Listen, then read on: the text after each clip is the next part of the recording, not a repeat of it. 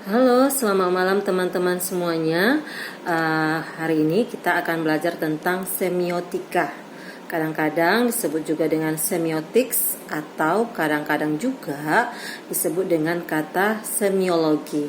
Jadi, tapi lebih sering kita mendengar istilah dengan ilmu semiotik, ya, semiotika atau ilmu semiotik.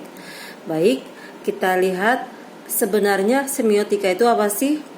Akan kita jelaskan dalam 3 bagian. Kali ini ada definisinya, komponen dasarnya, dan jenis-jenisnya. Perkenalkan, nama saya adalah Andrianti Pasaribu. Baik, kita lihat yang pertama, definisi dari semiotika. Semiotika itu adalah ilmu dan metode untuk mengkaji tanda-tanda yang terdapat pada suatu objek. Jadi, sekali lagi, semiotika adalah ilmu dan metode untuk mengkaji tanda-tanda yang terdapat pada suatu objek. Tanda itu menandakan makna. Jadi makna itu apa? Sementara makna kita sebut dengan hubungan antara objek atau ide dari suatu tanda. Jadi sekali lagi jangan heran kalau semiotika kadang disebut juga dengan semiotics atau semiologi.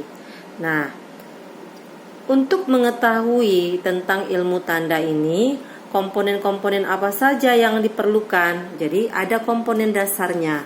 Komponen dasarnya adalah yang pertama, bahwa dikatakan dia ilmu semiotik, ada tanda. Jadi tanda itu adalah bagian ilmu semiotika yang menandai sesuatu hal atau keadaan untuk menerangkan objek kepada subjek. Misalnya ada benda, kejadian, tulisan, bahasa, tindakan, peristiwa, dan bentuk-bentuk tanda lainnya. Jadi komponen dasar yang pertama itu harus ada tanda. Kemudian yang kedua akan ada lambang. Lambang itu adalah tanda yang bermakna dinamis, subjektif, kias, dan majas. Dan yang ketiga, komponen dasar yang harus ada adalah isyarat. Isyarat itu bersifat temporal, keadaan yang diberikan oleh subjek kepada objek. Jadi ada waktunya tertentu. Jika tidak ada waktunya, maka itu akan berubah menjadi tanda atau lambang. Namun kalau dalam waktu tertentu terjadinya, itu disebut sebagai isyarat. Oke. Selanjutnya, kita kenali lagi jenis-jenis semiotika. Yang pertama, semiotika itu ada yang disebut dengan semiotika komunikasi. Semiotika komunikasi itu adalah teori produksi tanda.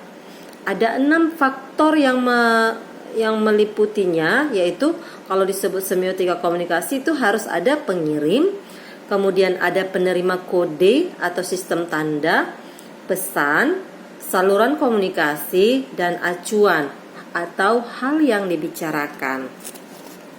Nah, yang kemudian yang selanjutnya, sebelum kita bahas yang B, makanya kalau kita kadang-kadang saat berbicara orang suka membicarakan tentang kode-kode gitu ya.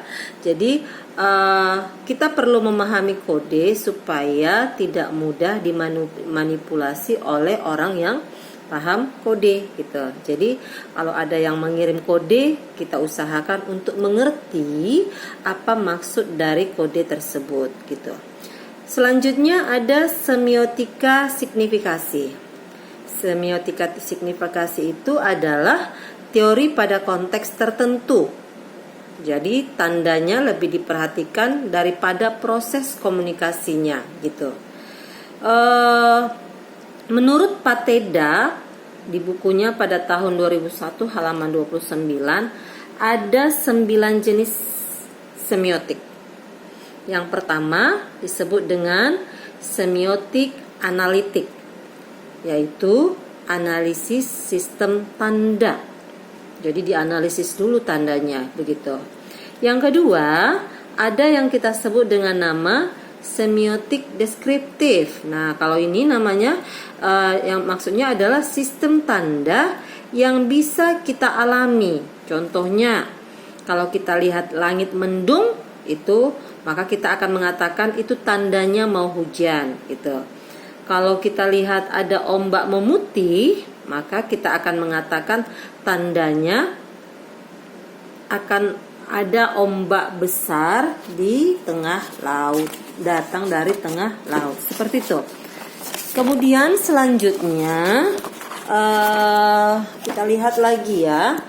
Yang selanjutnya ada yang ketiga namanya semiotik faunal atau zoosemiotik. Nah, ini disebut tanda yang dihasilkan oleh hewan. Misalnya kalau kita perhatikan ada ayam betina berkotek-kotek, maka itu tandanya dia akan bertelur atau tandanya dia takut akan sesuatu. Begitu. Selanjutnya yang keempat ada yang kita sebut dengan nama semiotik kultural. Semiotik kultural itu adalah tanda pada kebudayaan tertentu. Selanjutnya ada yang kita sebut dengan nama semiotik naratif. Semiotik naratif ini adalah menelaah sistem tanda dalam narasi yang berwujud mitos gitu. Yang keenam ada semiotik natural. Nah, ini adalah tanda yang dihasilkan oleh alam.